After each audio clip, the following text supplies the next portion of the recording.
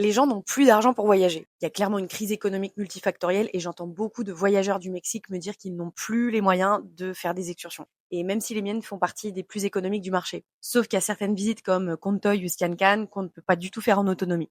Dernièrement, on me demande aussi beaucoup le budget global pour un voyage dans la péninsule du Yucatan. Donc, je vais vous parler des 2 cas de figure que je retrouve le plus pour que vous ayez une idée. Déjà, il y a les voyageurs qui vont en all inclusive et donc qui vont sortir 2-3 fois de leur hôtel pendant leur séjour pour faire des excursions. Et ensuite, il y a les voyageurs qui font un road trip, donc qui changent de ville. Premier cas de figure, déjà, les all inclusive, c'est pas forcément ce que je recommande si on veut économiser. On est autour de 200 € par nuit minimum pour 2 personnes. Les extras, ça va être les excursions et donc là, je recommande absolument pas de prendre celle de l'hôtel parce que c'est beaucoup plus cher que les agences externes comme la mienne. Ce que je vais recommander comme excursion, ça va être Isla Mujeres Contoy, Chichen Itza, la réserve de Siangan et Tulum à Cenote. Vous pouvez retrouver les tarifs directement sur WhatsApp en passant par mon site internet. Deuxième cas de figure, les road trips. Moi, j'ai souvent des couples de voyageurs. Il y aura potentiellement la location d'une voiture, mais il faut savoir que c'est pas obligatoire. La péninsule du Yucatan est très bien desservie par les bus, mais si on loue une voiture, on est autour de 45 € les 24 heures, avec assurance incluse. Les hôtels pour une chambre double classique avec une piscine dans l'hôtel, on est autour de 50 € la nuit. Je recommande de me prendre un carnet de route pour avoir le maximum de recommandations d'activités à faire en autonomie